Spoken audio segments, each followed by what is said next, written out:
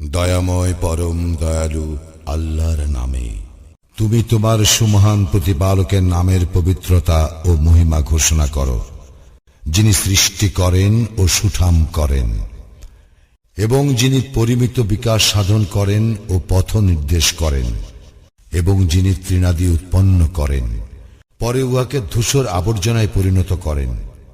নিশ্চয়ই আমি তোমাকে পাঠ করাইব, ফলে তুমি বিস্মৃত হইবে না।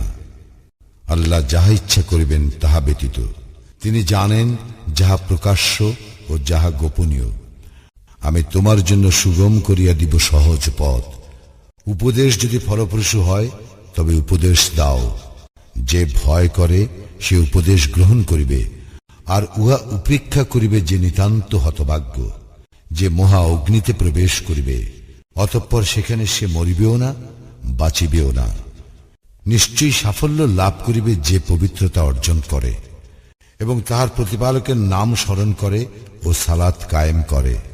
কিন্তু তোমরা পার্থিব জীবনকে প্রাধান্য দাও, অথচ আখিরাতেই উৎকৃষ্টতর এবং স্থায়ী।